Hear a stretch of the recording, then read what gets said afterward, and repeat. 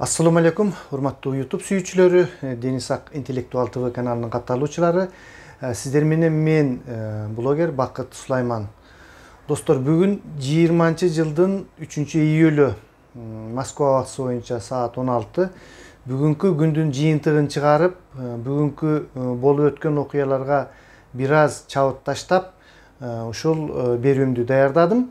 Анда эмесе мени менен болуңуздар. Достор, мени абдан ойлондуруп кыйнаган бир маселе болуп жатат.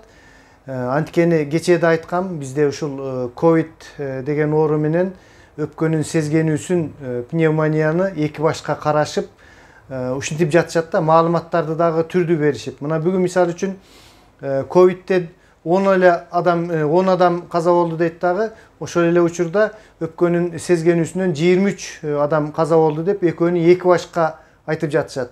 Bir ковидти кандайдыр бир бөкөчө коркунучтуу кылып көрсөтүп, ал эми ошондон эки эсе көп адамдар өлүп жаткан бул пневмонияны башкача бир түрдө бул башка оору дегендей, буга бир адамдардын негизги оюн эки жакка бөлүп, бир проблеманы экиге бөлүп жатышкандай сезилип жатат да. Мына премьер-министр Кубатбек Боронов өзү айтты, ушундай өпкөнүн сезгенүүлөрү көп болуп жатат. Бул ковид эмес, бул башка деп. Достор, мен кечээ дагы айткам, булар абдан туура эмес элдерге маалыматтарды айтып жатышат. Ошол эле өпкөнүн сезгенүүсү, ошол эле өпкөнүн сезгенүүсүн ушул ковидтин вирустары чакыртып жатат. Ал нерсени көбүнчө тестирлөө менен аныктоого болбойт экен. Бул нерсени ушул мына Россиядагы мен кечээ дагы айтканмын, Максим Шевченколор деле, башка деле ушул ооруга чалдыккан адамдар айтты деп. Мына бүгүн Талантбек Соронбаев деген пульмонолог врач өзү айтты.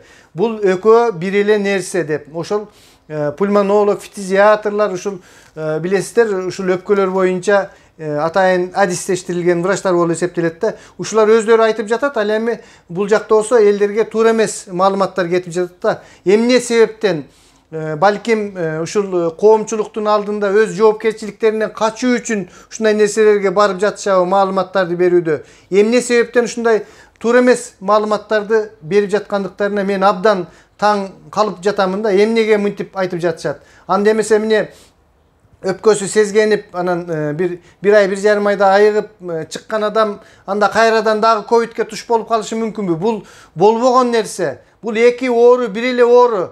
Ошол ковид менен же ошол өпкөнүн сезгенүүсү менен оору, анан кайра сакайган адамдын организминде ошол ооруга каршы иммунитет пайда болот. Ошол адам экинчи ал оору менен бир жыл биягы анык эмес, балким 2 жыл оорубай калышы мүмкүн. Ага чейин ушул вакциналар чыкса, андан ар бир жыл сайын ушул нерсени сайынып турууга туура келет да, вакцинанычы. Ушундай деп айтып жатышат азыркы кезде. Ал эми булар болсо азыр ушинтип өпкөнүн сезгенүүсү башка. Бул жылдан бери мына 1700дөй адам ушундай болуп ооруптур. 80 адам мына марттан бери эле өлдү деп жатат. Кечээ да 23 эгер каза болгон болсо, ошону менен 100 адамдан ашып кетет да. Кечээ ошондой 80 деп жатышкан ушул өпкөнүн сезгенүүсүн. Ал эми ковидтен өлгөндөрдү булар башка список менен айтып жатышат да. Достор, премьер-министр элдерге кайрылды. Кайрылып туруп, ушул биз абдан даярдыктарыбыз жакшы, чет өлкөдөн келген акчаларды өз орду менен мындай аппараттарды сатып алган атабыз, мындай кылмакчы болуп жатабыз, моундай жерден, могу окуу жайлардан жайларды даярдамакчы болуп жатабыз, даярдап койдук деп көп бизге отчет берип сүйлөдү. Эмне себептен ушул Кубатбек Боронов ошол мурдакы составда деле, ушул өкмөттүн составында биринчи вице-премьер болуп, ушул ковидке жоопкерчиликтүү штабты жетектеп турган мезгилинде ушул өзү азыр айтып жаткан нерселерди кылган эмес. Бул киши азыр деле айтып жатат, али бери кыл элек, ошол аппараттары оюнда, мынча аппарат келет, мынча келет деп. Ага чейин адамдар мүнөт эмес, секунд сайын дүйнө менен коштошуп кетип жатат. Мына бүгүн адвокат Канат Хасанов Мухаммедкалы Абылгазиевди ошол адамдардын көптөгөн каза болгон өлүмдөрүн алып келгендиги үчүн оор кылмыштарга, оор беренеге такап туруп сотко берди, достор. Эмне себептен? Ушул азыркы кездеги башчыларды берүүгө болбойт. Эгерде бир мүмкүнчүлүктөрү болсо, буларды дагы бериш керек. Кечээ Кубатбек Боронов айтты ошол кайрылуусунда. Bul oru менен кармашууда биз эле эмес өтө өнүккөн ушул Америка Кошмо Штаттары сыяктуу өлкөлөрдө дагы ушундай нерселер болуп абдан кыйынчылык туудурду деп баягы биз эле эмеспиз бул жерде дегендей таризде элди жооткотуп жатат да. Жок достор, андай эмес. Буларда бул биздин министрлерде ушул нерсеге жооп берүүчү кызматкерлерде абдан чоң убакыт бар эле да. Тилекке каршы бардыгыбыз ойлогонбуз. Мындай өтүп кетет эми. Мына мен деле айткам ушул жаз ысык болуп кетсе, жок болуп кетсе керек дегендей кылып. Андай нерсе эмес экен. Ушул чоңдор дагы туура эмес тыянактарын чыгартып, ушул нерсеге даяр эместигибизди, ошол чоң көптөгөн жарым миллиардка жакын каражат каяка кеткендиктери белгисиз да. Эми булар азыр отчетторду берип жатышат. Мына берген отчеттору боюнча кече ушул көз карандысыз журналисттер иликтеген экен. Ошол абдан көп ортодогу айырмалыктарын таап чыкты да. Ошол эле маскаларды сатып алуу боюнча, ошол эле халаттарды сатып алуу, аппараттарды сатып алууда миллиондогон акчаларды үстүнөн ашыкча деп иштер козголуп, эми бул нерсенин аягы кандай болуп чыгат билбейм. Бул эл аралык ушул эл аралык орусча берүүлөрдөн кетип жатат да. Ушундай Кыргызстанда ушундай нерселер болду деп. Бизде абал абдан оор болуп жатат достор. Анткени мунун бардыгына албетте биз өзүбүз карапайым адамдар, биз да күнөөлүүбүз. Ушу кой десе болбой, чогулуп элдер, чогулчу жерлерге барып, дагы деле баягындай бата той сыяктуу нерселерге жоопкерчиликсиз карап, ишенбегендей таризде мамиле кылып жаткан. Биринчиден биз өзүбүздө да күнөө. Экинчиден достор, ушул болуптур, ушул чоңдор өздөрү уюштурбай ушул кезге чейин даяр эмес. Карапайым адамдар бул бияка десең бияка, тияка десең тияка көнө бере турган ушундай калкпыз. Ал эми булар эмне себептен ушул кезге чейин ошол өздөрү айткан ИВЛ аппараттарын алып келип койбойт? Ошол өздөрү айткан ооруканаларды ушул кезге чейин ачып койбойт? Азыр мына шарты жок деп мына социалдык сеттерден да көрдүк Гансидеги базага. Ошол Бишкектен 1 сааттык алыс жактагы Гансиге америкалыктардан калган журтка, эски журтка ушул бизди алып барып, эптеп ошака жаткызып адамдарды дарыламыш болуп жатышат да.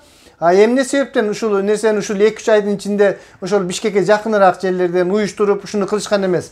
Абдан бул жерде өкмөттүн чабалдыгы, өкмөттүн кайдыгерлиги бул чоң бир күнөө кетиришкен, чоң эле катачылыктарды кетирген да. Мына азыр айта берсе сөз көп достор. Эмне себептен булар туура эмес уюштуруп жатышат иштерди? Маселен мен ушул транспорт жагына бир өзүмдүн байкаганымды айтайын. Мына азыр эртең менен кечинде гана автобустарды жүргүзүп, күндүз жок деп атат. Талпа болуп адамдар үймөлөктөшүп, кайра көп орунун жуккандыктары жугуу мүмкүнчүлүктөрү болуп жатат да. Тескерисинче достор, мындай кезде автобустардын интервалдарын тезирээк кылып, автобустарды көбөйтүп, маршруткаларды болсо кымбаттатып, сөзсүз кымбаттатыш керек. Анткени алар бул жеке маршруткалар болуп эсептелет. Элдерге түшүндүрүп, керек болсо чык, керек болбосо арызданбай үйүңдө отур деп адамдарга каттуураак түшүндүрүп, мындай пешенесинен сылап, коркуп, эттеп эле күн өтсө болду дегендей эмес, каттуураак. Сен жөндөн жөн чыкпай, кимин жумушу болсо чыксын, ал 2 эсе төлөп берсин ошол. Анткени маршрутканын ээси дагы ал банктан акчасы бар, башкалардан карыздары бар, жабыш керек. Андан кийин ошондо гигиеналык эрежелер сакталат достор. Ушундай нерселерди эмне себептен өкмөт кылбай жатат? Ушул нерселерге таң каласың да, эмнеге бул нерселерге барбай жатышат? Мына кече орустар менен сүйлөшүүлөр жүрүп жатат дейт. Эми чынын айтканда жок дегенде айла кетти. Биздикилердин өзүнүн күчү жетпегендиги билинип атат да адамдар. Ачык эле орустардан жардам сураш керек достор. Ачык эле сурап келсин ошо. Мына Италияга деле барып жардам беришти, Кытайларга деле жардам берди. Эгерде биздин ошондой союздашыбыз, биздин дагы мына чоң аталарыбыздын бардыгы ушул улуу ата мекендик согушта ушул Россияга калды ошол байлыктардын бардыгы. Ошон үчүн жанын бергенбиз, канын берген биздин кыргыздар деле берсин булар дагы бизге жардамды. Мына таможенный союзга кирип атабыз дейт. Ачыктан ачык эле сураш керек. Керек болсо палаткаларды тигип, даярдап ошол орустардын врачтарын Россияда Кудайга шүгүр мына азыр төмөн көздөп кетүү башталды да, бизде жогорулап күндөн күнгө көбөйүп жатат. Кудайым өзү сактасын, бизде азыр Бишкек менен чүйдө болуп жатат, ал эми башка региондорго тарай элек. Бул темп менен кетсе 10-15 күндүн ичинде башка региондорго дагы албетте бизде каттамдар токтогон жок. Областтар менен областтардын ортосунда каттамдар жүрүп турат. Оору тарашы мүмкүн. Ошол нерселердин болсо дагы алдын алып калыш үчүн ушундай чукул чараларды көрүш керек да. Россиядан чакырыш керек, башка кылыш керек, ошол айткан ИВЛдерин алып келиш керек, даяр туруш керек. Анан эле качан гана ошол жерге барып адамдар кырыла баштаганда чара көрүмүш болуп калбай. Мен кечээки Кубатбек Бороновдун элдерге болгон кайрылуусун көрүп отуруп, мен чын айтканда жарымынан өткөндөн кийин көргүм келбей калды. Урматтуу Кубатбек Айылчиевич, мен өткөндө деле айткам, ушул силер Абылгазиев экөөңөр отко салса күйбөгөн, сууга салса чөкпөгөн премьер болдуңар депчи, премьер-министр вице болдуңар деп. Тилекке каршы тиги шефиңиз кетти, сиз калдыңыз ордуна. Силердин жүзүңөрдү көргөндөн чарчап биз чарчадык, чынын айткандачы. Мен жеке өзүм чарчадым ушул. Силерден эч кандай жыйынтык чыкпайт экен, бир адамдардын жүрөгүнөн үмүт отун силер күйгүзө албайсыңар. Силерди көрүп отуруп биз чарчап калып атабыз. Ошол эле бардык командаңар ошондой болуп калды. Мен эгерде каттуу айтып койгон болсом кечирип коесуздар. Саламатта туруңуздар достор, каналга жазылып лайк басканды унутпаңыздар.